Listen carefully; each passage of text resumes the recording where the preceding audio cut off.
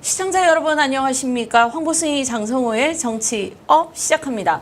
네, 여러분 안녕하세요. 수요일인데 비가 옵니다. 건강 조심하시고 여름 감기는 모두 안 걸린다고 하는데 모두들 건강하게 이번 전대 잘 맞이하시기 바랍니다. TV 자율보 구독, 좋아요, 알림 설정 그리고 댓글까지 함께 해주시기 바랍니다. 네. 저희가 사전에 공지드렸던 것처럼 오늘도 국민의힘 전당대회를 앞두고 이 최고의 최고위원 후보들 저희가 귀한 분들로 이렇게 초청을 하고 있는데요.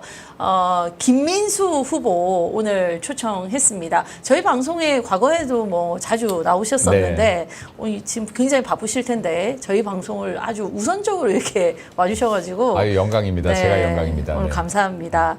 장 교수님 먼저 김민수 후보님 이력 좀 소개해 주시죠. 이력 소개할 거 있습니까? 워낙 유명해가지고 방송도 아유, 많이 나오시고 네. 저랑 같은 보수 패널이라 같이 한 적은 없지만 우리는 이제 민주당 쪽이랑 같이 하니까 보다시피 깔끔하고 스마트하고 말 잘하고 신원서판이 다 맞는 그런 아주 훌륭한 미래가 촉망되는 그런 정치인이고 4시간짜리 대변인도 하셨죠? 네, 그렇습니다. 그 유명한 4시간 하기 이전에 한 1년 반 정도 했었고요. 또 네. 다시 이게 탄핵 정국에서 등용되었다가 4시간 만에 제가 자진 사퇴하면서 4시간 대변인으로 좀 유명합니다.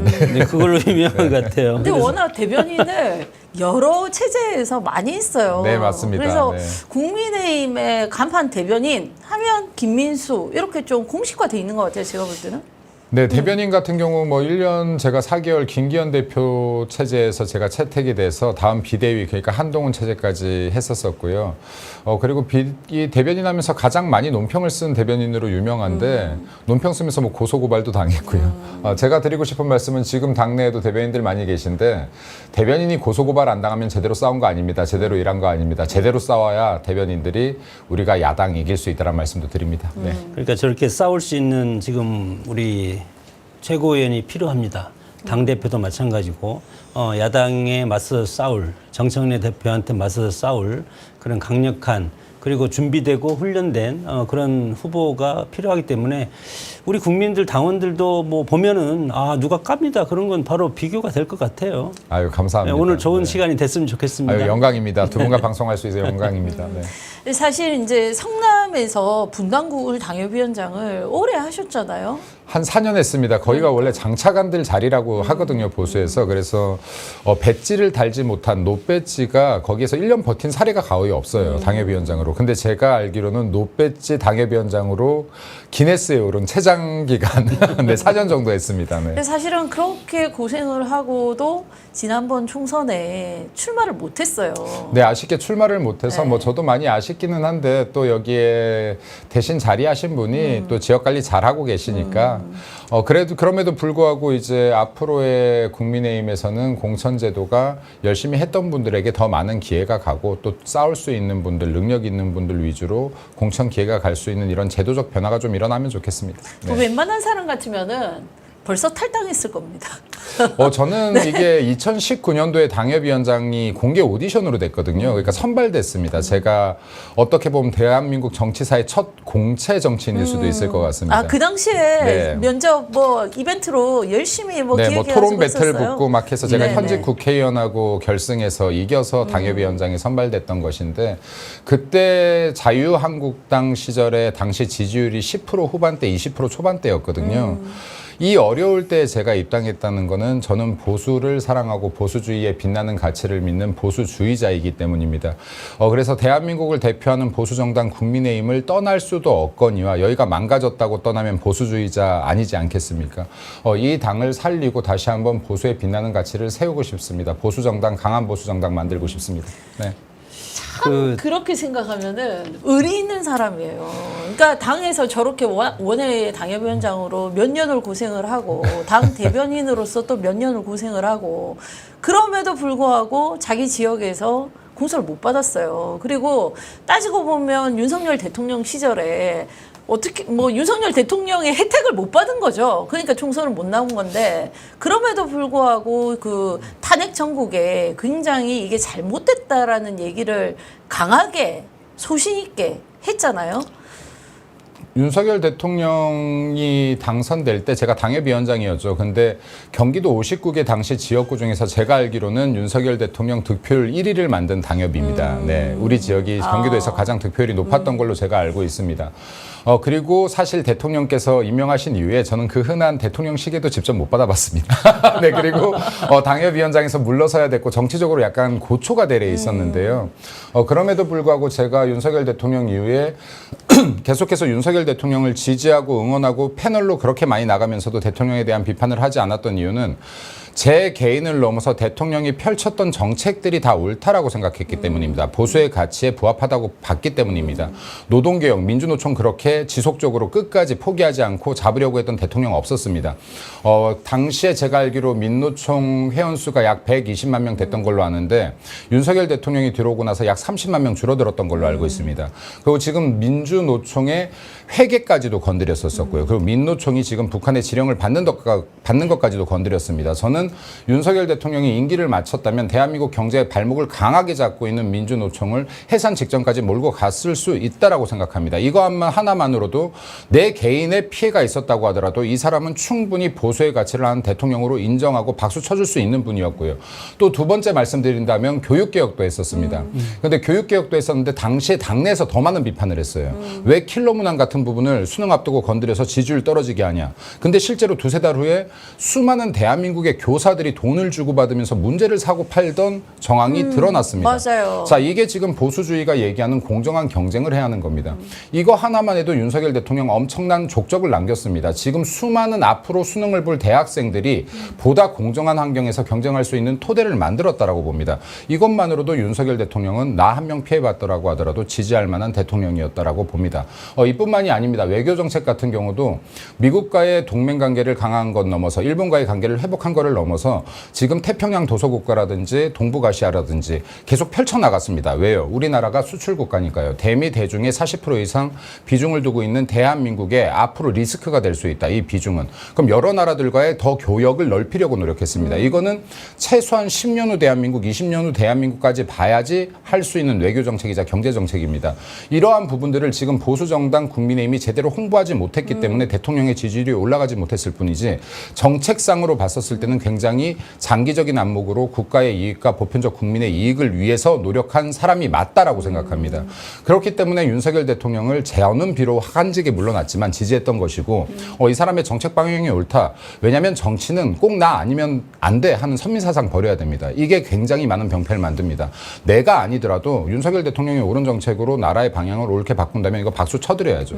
그리고 지금 이번에 지금 탄핵 정국 때도 마찬가지였습니다. 계엄에 대해서 지금 계엄 상황이 벌어지고 탄핵 정국에 갈 때 제가 이거 12월 4일부터 나와서 방송에서 제일 먼저 싸운 사람 중에 한 명입니다. 제일 먼저 싸웠습니다. 정말로 많은 욕을 먹었거든요. 당시에 우리 당내 동료들에게도 욕을 먹었습니다. 카바할 게 따로 있지. 이 사람들이 얼마나 생각이 짧았는지 한번 보십시오. 그때 제가 분명히 뭐라고 했습니까? 윤석열 대통령 탄핵되면은 이재명을 이길 방안이 없다. 이재명이 대통령이 된다. 그러면 입법부, 사법부에 이어서 행정부까지 이재명과 민주당이 장악하게 될 것이다. 그렇게 되면 자유민주주의 체제가 무너진다. 이건 지금 윤석열이 탄핵되냐 안 되냐의 문제가 아니라 대한민국, 자유대한민국의 체제를 지킬 수 있냐 없냐. 체제 전쟁이란 말도 제가 아마도 제일 먼저 썼던 것 같습니다. 자, 근데 어떻게 됐습니까? 지금 대통령 탄핵되고 마찬가지로 이재명 대통령 되는 걸 우린 막아내지 못했습니다. 이거를 원했던 건 맞습니까? 이게 여러분들이 냈던 목소리 맞는지 저는 반문하고 싶습니다. 지금 대한민국의 체제가 무너집니다. 사법에 대한 질서가 흐트러지고 있고요. 지금 수많은 정치보복으로 인해서 국민의힘 의원들이 수사받고 압수수색 당하고 있습니다. 자, 이거는요, 앞으로 더 강도가 강해질 것입니다. 앞으로 자유대한민국이 10년 후에 대한민국이 20년 후에 대한민국이 우리가 살아왔던 자유대한민국이기를 저는 간절히 바랍니다. 그러기 위해서는 지금 투쟁해야 됩니다. 투쟁할 때 투쟁하지 못하고 이 기회를 놓치면 앞으로 투쟁하고 싶어도 투쟁할 수 있는 기회가 사라질지 모릅니다. 우리 보수의 정치인들, 국민들 뒤에 숨지 말고 국민 앞에 나와서 투쟁합시다. 네, 싸웁시다. 네. 뭐 보면은 이제 팔방미인이시잖아요. 뭐 대변인도 하고 지역 당협위원장도 하고 그래서 결국은 정치라는 것은 우리가 실험이 아니지 않습니까? 그렇습니다. 국민들 위해서 실험하는 것은 그만큼 커다란 상처를 주기 때문에 상처를 치유하는 그런 정치가 돼야 되기 때문에 그래서 중요한 질문은 두 가지입니다. 왜 어떻게 그 두 가지인데 지금은 최고위원 후보로 나왔기 때문에 지금 우리 국민들 정말 지난 탄핵 그리고 총선 패배, 대선 패배주의자 휩쓸면서 지지율 19%까지 떨어지고 그러면 우리 보수 애국 시민들은 헌법에 부여된 견제와 균형의 원리를 지켜야 되고 싶은 그런 보수 정당의 혁신이 필요하다고 생각하는데 그러면 그것을 어떻게 최고위원이 돼서 보수의 혁신을 통해서 민주당에 맞설 수 있는 견제와 균형의 원리를 바로 세울 수 있는 그런 최고위원이 될 수 있을 것인가 그 방법론에 대해서 한번 듣고 싶습니다. 첫 번째로 말씀드리면 제가 지금 지속적으로 말씀을 드렸었는데 지금 보수 정당 국민의힘은 혁신을 논할 때가 아니다라는 말씀을 드렸습니다. 호란이 일어나고 외란이 일어나서 적들이 내 목에 칼을 겨누고 있고 내 동료와 내 가족 그리고 우리 국민들에게 칼을 겨누고 있는데 책상머리에 앉아서 혁신안을 짜면 되겠느냐. 지금 우리는 총칼 들고 나가서 같이 맞서 싸워서 국민들을 지켜야 할 때고 나라를 지켜야 할 때다. 투쟁이 곧 혁신이다. 예, 투쟁 속의 혁신을 찾아야 된다는 말을 제가 지금 수차례 하고 있습니다. 그리고 지금 보수 정당은 신뢰받거나 이길 수 없는 구조입니다. 정당이란 것은 이념 집단이고 가치 집단인데 우리들은 지금 우리를 지지하는 지지자들 그리고 지금 우리 당원들을 향해 손가락질하면서 극우라고 하고 있습니다. 우리 지지자들을 손가락질하며 극우라고 하고 있는 정당이 어떤 방식으로 신뢰받을 수 있는지 그 방법이 있다면 제가 대래 묻고 싶습니다. 보수 정당이 보수의 가치를 세워야 되는데 보수 정당 안에 있는 정치인들이 보수의 가치를 모릅니다. 그래서 계속 좌클릭을 주장합니다. 좌클릭을 하면 중도 확장이 될 수 있을 거다. 우리가 이길 수 있을 거라고 주장합니다. 전혀 틀린 말입니다. 이걸로는 중도 확장이 되지 않습니다. 정치는 질량입니다. 우리의 가치를 무겁게 할 때 우리의 가치를 통해서 국민을 위한 정책들을 개발하고 가치를 무겁게 할 때야 주변이 블랙홀처럼 빨려 들어옵니다. 이것이 진정한 의미의 중도 확장입니다. 외연 확장입니다. 보수의 가치 굉장히 위대합니다. 대한민국의 역사는 보수의 가치가 발전을 이끌어왔고 견인했습니다. 개개인, 국민 개개인의 역량을 강화시켰던 자유의 힘이 있습니다. 그리고 경제 발전을 일으키고 우리가 풍요롭게 만들었던 시장의 힘이 있습니다. 대한민국 국민들의 안정과 그리고 존엄을 지켜왔던 단단한 한미 동맹의 힘과 국방의 힘이 있습니다. 그리고 사람이 사람을 지배하지 못하게 했던 민주주의와 법치의 힘이 있습니다. 이 모든 가치들이 보수주의가 추구하는 핵심 가치입니다. 우리가 추구하는 가치가 무엇인지를 모르기 때문에 당당하게 주장하지 못하는 것이고 계속 나는 보수주의자라고 말하지 못하는 겁니다. 뒤로 숨는 겁니다. 보수주의의 정신에 대해서 제대로 알고 있다면 보수 정당 정치인들은 당당히 난 보수주의자고 보수주의란 이런 것이야를 외쳐야 됩니다. 그리고 이 핵심 가치를 바탕으로 민생 정책을 얼마든지 뽑아낼 수 있습니다. 대한민국 진보 정당, 좌파 정당은 이런 가치를 가지고 있지 않습니다. 이들은 종북을 주장했던 것이고 반미 반의를 주장했던 겁니다. 이들은 근로자와 경영자들의 갈등을 부추겼던 겁니다. 경영자는 여전히 이들의 눈에는 부르주아인 것이고 근로자는 이들의 눈에 여전히 핍박받고 탄압받는 노동자인 것입니다. 이러한 구조들로 지금 좌파 정당 같은 경우는 대한민국 발전의 발목만 잡아왔습니다. 보수 정당 안에 대한민국의 진보의 역사, 혁신의 역사, 국민을 안아줬던 따뜻한 역사 모든 것들이 다 담겨 있습니다. 보수의 가치, 역사를 제대로 알아야 됩니다. 제가 그래서 이번에 최고위원회 출마하면서 첫 번째로 말씀드렸던 것이 보수 정당의 가치를 확립시킨다입니다. 이게 확립되면 싸우지 말래도 싸웁니다. 내 마음속에 신념이 가득 차 있다면 신념과 어긋난 걸 봤을 때 불의를 봤을 때 싸우지 말래도 싸우게 돼 있습니다. 우리의 국민에게 해가 되는 상황을 봤을 때 싸우지 말래도 싸우게 돼 있습니다. 국익에 도움이 안 된 일을 봤을 때 제발 싸우지 마해도 싸우게 돼 있습니다. 이 신념이 없고 가슴에 가치가 담겨 있지 않기 때문에 싸워야 될 때 피하고 국민들이 앞에 나가서 싸우고 있는데 뒤로 숨게 되는 겁니다. 대한민국 보수 정당 국민의힘이 강해지기 위해서는 보수의 가치가 먼저 확립돼야 된다. 그러기 위해서는 대한민국 보수 정당 국민의힘이 작용화 현상, 작용화되고 있는 현상부터 중지시켜야 된다라는 것이 제가 첫 번째 공약입니다. 그리고 여기를 바탕으로 할 때 우리들이 지금 민주당과 대적할 수 있다, 싸울 수 있다, 이들의 폭거를 막을 수 있다라고 생각되어집니다. 네, 제가 방송 시간을 정확히 몰라서 네. 아주 길게 얘기를 못 드리겠지만 네, 네. 지금- 많은 것들을 변화시키겠습니다. 지금 네. 뭐 다른 일정 때문에 네. 가셔야 되는 일정이 있잖아요. 네, 그렇습니다. 그래서 몇 시에 나가야 되는 거예요? 제가 여기에서 30분? 40분? 35분? 네, 한 35분 정도에 나가면 될 것 35분. 같습니다. 네. 뭐 그런 말씀을 네. 이제 보수의 가치를 세우다 보면 네. 그 보수의 가치, 우리가 생각하는 보수의 가치와 다른 각도로 생각하는 또 세력들이 있지 않습니까? 소위 그렇습니다. 말해서. 그렇기 때문에 지금 내부 분열, 내부 총질, 뭐 이런 계파가 서로 나뉘어지고 그런 정당의 구태 정치가 우리 국민의힘에 지금 다시 살아나고 있는데, 그렇게 되면은 혁신이라든가 보수 가치를 새로 세우다 보면은 그 이탈되는 세력들이 저는 한 30% 정도 지금 있다고 봅니다. 왜냐하면 내부에서 뭐 50명 정도 뭐 출당해야 된다, 그런 식으로 뭐 분열주의자들이 있기 때문에 이런 것은 어떻게 포용할 생각입니까? 두 가지 방법을 써야 된다라고 봅니다. 예를 들어서 지금 탄핵 정국에서 대통령 관저에 갔던 48명, 45. 네, 45명에 대해서 뭐 인적 쇄신을 해야 된다라고 주장하는 분이 계십니다. 저는 그분이 나가야 되는 것이 맞다라고 생각합니다. 보수 정당의 위기 앞에서 지금 싸운 사람들에게 나가라고 하는 건 맞지 않죠. 본인이 나가야 된다라고 봅니다. 자, 그럼에도 불구하고 또 이런 주장이 있습니다. 우리들이 여기에서 정말로 누군가가 어떤 한쪽을 축출했었을 때 개헌저지선을 막을 수 있냐라는 현실적인 문제도 있습니다. 개헌저지선 당연히 지켜야 됩니다. 하지만 지금 이것을 주동하고 당내에서 작용한 문화를 만들었던 대표적인 사람들에 대해서는 분명한 처벌이 있어야 된다고 봅니다. 왜냐하면요, 당은 아까도 말씀드렸다시피 가치정당입니다. 분명히 당의 당론이 있었습니다. 탄핵 반대 당론이 있었음에도 불구하고 이에 따르지 않고 우리 대통령을 탄핵 소추시켰습니다. 이거 민주당이 탄핵시킨 거 아닙니다. 탄핵 소추가 되지 않았다면 탄핵 심판대에 올라갈 일도 없습니다. 탄핵 소추가 됐기 때문에 탄핵 심판에 간 겁니다. 박근혜 대통령도 그리고 윤석열 대통령도 민주당이 아닌 우리의 손으로 끌어내린 것이 팩트입니다. 네.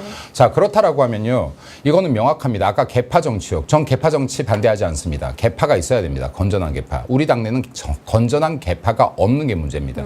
건전한 개파라고 하는 것은 이 당내에서도 김민수가 예를 들어서 앞으로의 보수 정당 그리고 대한민국의 비전을 이야기합니다. 야, 김민수가 말한 저 비전 진짜로 맞아. 저 방향으로 대한민국이 가야 돼. 이 비전을 중심으로 모인 개파들이 있다면 서로 경쟁하면서 발전합니다. 건전한 경쟁이 이루어집니다. 건전한 개파가 형성됩니다. 이것은 반드시 필요합니다. 근데 대한민국 보수정당 국민의힘에는요, 이런 비전을 통한 개파가 있는 것이 아니라 명확한 능력을 평가해 주는 시스템이 없다 보니 공천받아야 되지 않습니까? 선거 때가 되면 누가 힘이 있지를 살피는 겁니다. 힘 있는 데 가서 붙는 이미 거죠. 이번에는 저 사람이 힘이 있구나. 그럼 저쪽에 줄을 섭니다. 개파가 됩니다. 이번엔 저 사람한테 힘이 있구나. 저기 줄을 섭니다. 그래서 의리가 없습니다.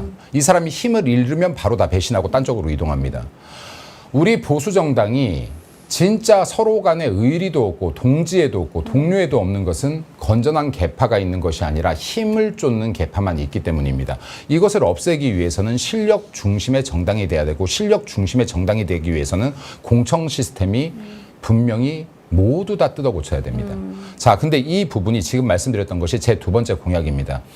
제가 모두 자세히는 말씀드리지 못하겠지만 분명한 것은 실력 우선의 정당을 만들 것이다. 실력 우선이라고 하는 것은 학력을 얘기하는 것도 그 사람의 업적을 얘기하는 것도 아닙니다. 예를 들어서요, 서울대 나오신 분들 기분 나쁘실 수도 있겠습니다만 서울대 나온 사람을 보면서 저희가 이런 얘기 안 하거든요. 야, 너 서울대 나왔구나. 머리 좋구나. 너 가수 한번 해봐라. 이런 얘기 하나요? 야, 너 서울대 나왔네. 축구 한번 해봐. 야, 너 서울대 나왔네. 연기 한번 해봐. 이런 얘기는 안 하는데 서울대 나왔네. 정치 한번 해봐라는 얘기는 합니다. 자, 서울대 나온 사람에게 축구하라거나 서울대 나온 사람에게 연기하라거나 하지 않는 이유는 이 재능이 다르다는 걸 알고 있어서입니다. 과연 서울대 나온 것과 정치가 같은 재능일지 저는 묻고 싶습니다. 정치를 잘하기 위해서는요, 국민들과 교감할 수 있는 공감 능력이 있어야 됩니다. 정말로 국민들의 아픔을 귀담아 들을 수 있는 청취 능력도 있어야 됩니다. 그리고 때로는 내가 국민을 설득할 수 있는 연설 능력도 있어야 됩니다. TV에 나가선 좌파 패널들과 싸울 수 있는 토론 능력도 있어야 됩니다. 그리고 우리 보수의 가치를 중심으로 국민과 국익을 위한 정책을 짤 수 있는 정책 입안 능력도 있어야 됩니다. 이 정도를 보고 사람들을 평가해서 전면 배치한다라고 하면 우리가 민주당에게 질 수가 있겠습니까? 반드시 이길 겁니다. 근데 그게 아니라 누가 내 말을 잘 듣는지, 누가 나한테 빨리 줄 섰는지를 보고 사람들에게 기회를 준다라고 하면 우리는 영원히 지는 정당이 될 것입니다. 우리가 실력 우선의 정당이라고 할 때 이 실력을 평가하는 기준이 명확해야 됩니다. 이 평가하는 기준이 명확하고 이에 대한 신뢰가 있다면 구성원들이 이렇게 생각할 겁니다. 줄 설 시간이 어디 있습니까? 내가 평가받을 부분에 일을 열심히 해야죠. 일 열심히 할 시간도 없는데요. 일하게 만들어야 되는 겁니다. 평가 기준이 명확하면 일을 하게 됩니다. 줄 서지 않습니다. 그 시간도 아깝습니다. 우리 보수정당 국민의힘이 줄 서는 시간을 아껴서 공부하고 정상적으로 평가받을 수 있는 정당이 되게 하겠습니다. 이거 한순간에 바꾸지 못할지도 모릅니다. 근데 분명한 것은 저 김민수가 이 초석을 만들어 보려고 합니다. 네. 참 박근혜 대통령 탄핵 이후에 국민의힘이 그때도 뭐 그때는 당명이 국민의힘이 아니었지만 바닥으로 완전히 떨어졌었잖아요.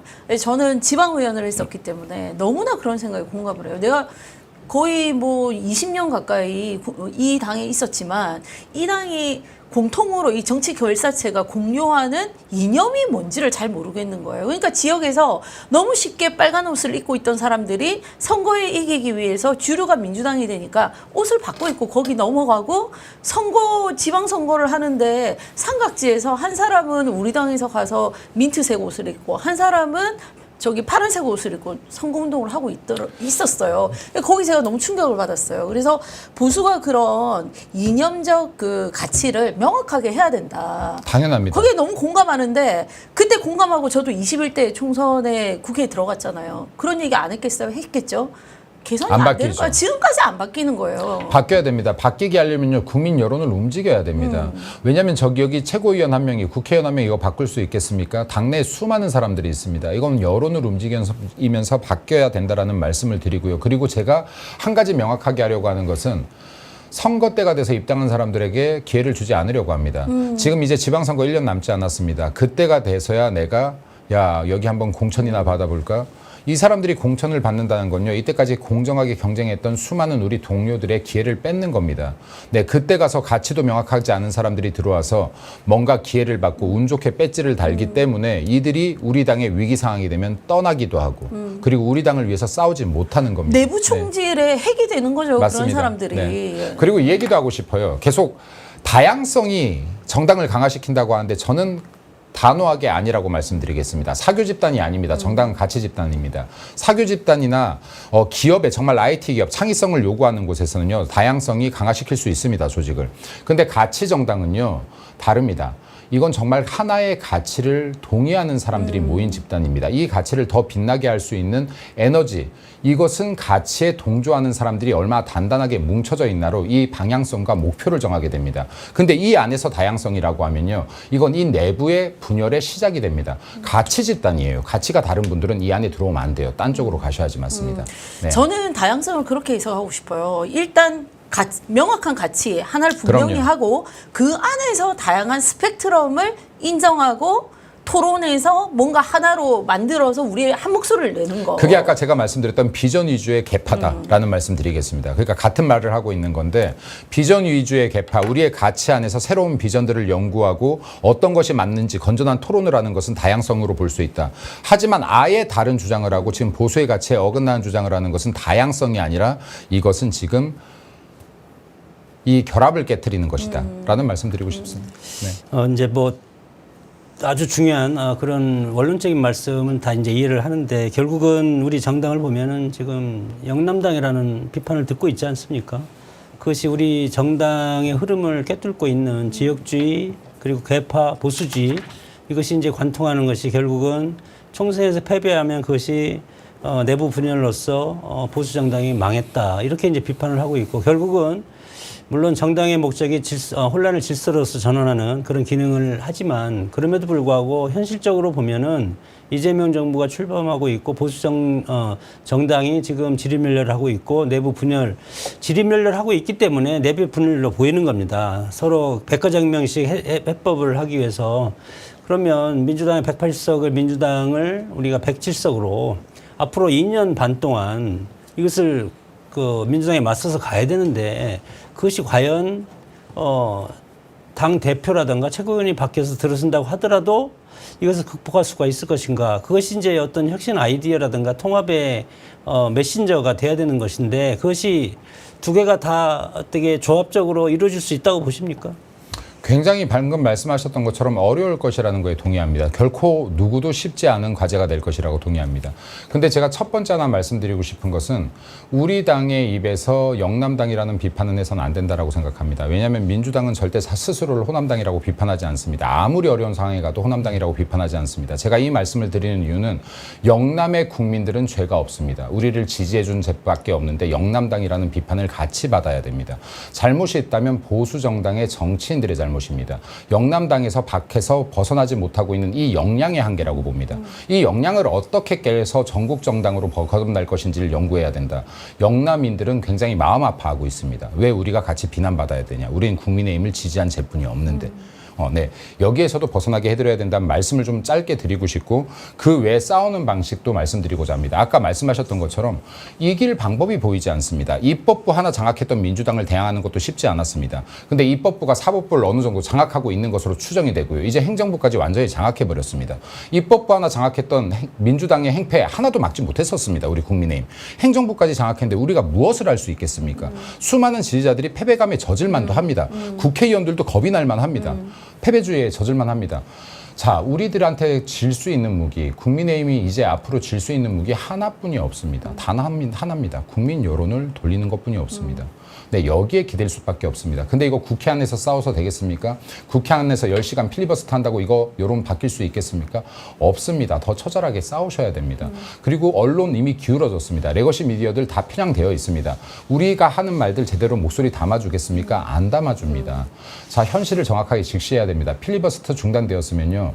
밖에 나와서 필리버스터 하는 거 제한 있습니까? 없습니다. 국회의원하고 당협위원장 300명이나 됩니다. 한 명에 1시간씩만 해도 300시간입니다. 시비를 할 수 있습니다. 밖에서 이어서 하셔야죠. 네, 그리고 국민들이 하는 얘기, 우리 국민의힘 의원들이 하는 얘기, 우리들의 목소리가 국민들께 전달되지 않습니다. 국회에서도 전달되지 않고 이렇게 방송에서 말한 거에 제한이 있습니다.